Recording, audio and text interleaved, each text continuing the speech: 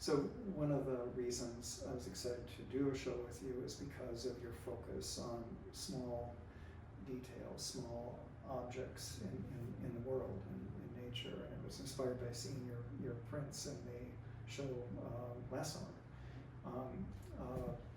And I'd like to know, how do you go, what kind of process do you go through to create the image?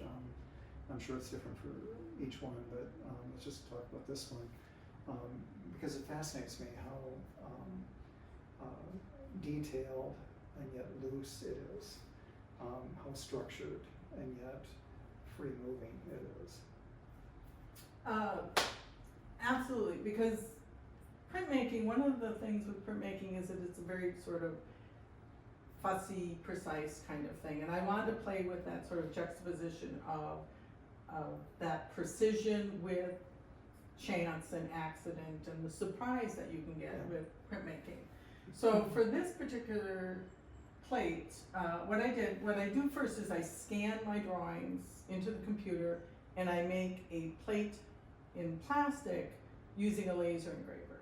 Because before this I was doing traditional copper etchings. And those are a rectangular format. Typically, you can make shaped plates, but it's a little harder. And I kind of wanted to break out of that rectangle a little bit and play with just the organic form of the object itself. So I scan the drawing into the computer, cut it out of a plastic plate, do some more hand engraving and dry point and things like that.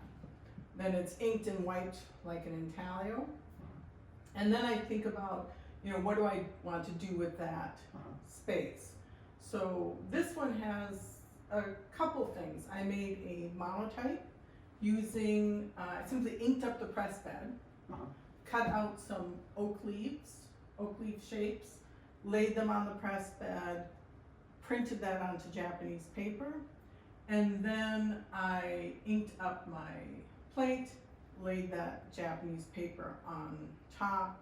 There's glue on the back, and so when you put the damp paper, run it through the press, you glue and print on that paper at the same time. So that's what shinkole is, that you're collaging this paper at the same time that you're printing it. And then one of the things, because of the herbarium collection, they have all kinds of information on these plant specimens, location, and so I've been playing with maps and things like that. So this is the